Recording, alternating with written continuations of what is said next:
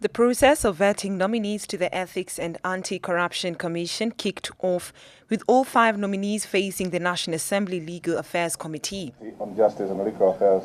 First to appear before the committee, chaired by Anaiboi Member of Parliament Samuel Chepkonge, was nominee chairman Phillip Kinusu, who until his nomination was an account consultant. Kinusu was taken to task over investigating all cases of corruption without fear of tribal, political interference and independence.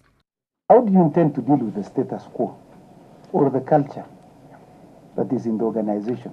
How prepared are you for the political interference that comes with the fight against corruption in this country? My approach in dealing with the issue of vetting will be grounded on professional principles and those alone.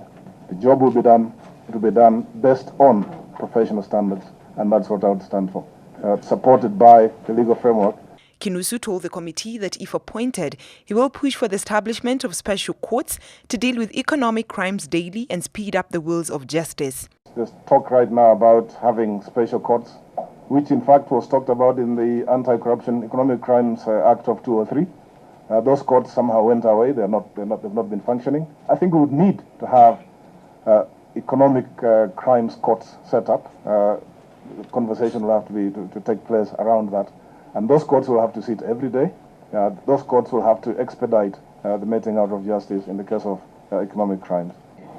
Exit Kinusu and enter nominee Dabar Abdi Malim, who was at pains to defend his nomination as a commissioner at the EACC. Malim was put to task over his academic credentials. If your child does not see corruption as an evil, then I don't know how many courts you will be having to try people. There must be a perception really to change corruption as an evil act in the first place. But I don't really deny that we have to take people to court. But how many of the people have really been taken to court? Of course they are in court, but how long are they taken? Some of them are even dying before any justice is being done. Paul Moneki Gashoka. The mid-morning session was completed by Paul Moneki Gashoka, who faced a barrage of questions on the questionable procurement deals in government, as it is one major source of corruption in the country. The PPU is actually supposed to ensure that all the public procurement entities have a code of ethics. And in fact, all the procuring entities in the PPU should ensure that they should also have a scheme where they're saying, these are the measures that we have put in place to fight corruption. Let's have e-procurement. E-procurement is where you remove a lot of now that discretion on the individuals. Because so long as there is discretion, you find that that's where you get manipulation coming in.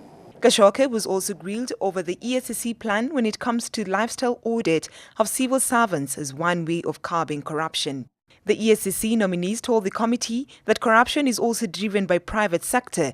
They also say that much needs to be done to strengthen institutions created to fight graft and further wants the government to provide EACC with enough resources.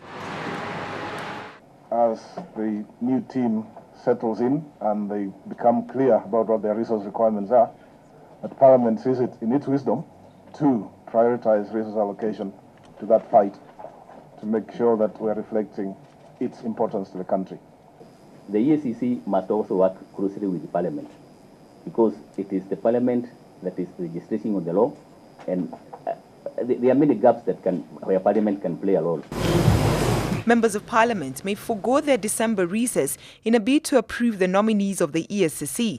Parliament may be forced to hold a special sitting to comply with the 21-day timeline required for them to make a decision on President Uhuru Kenyatta's nominees. This is the third team that Parliament is trying to put in office after President Uhuru Kenyatta declared corruption a national crisis. Well, in the next few weeks, Kenyans will know whether the 5 EACC nominees will be leading the fight against corruption in the country. Brenda Czeda at Parliament Buildings, Nairobi.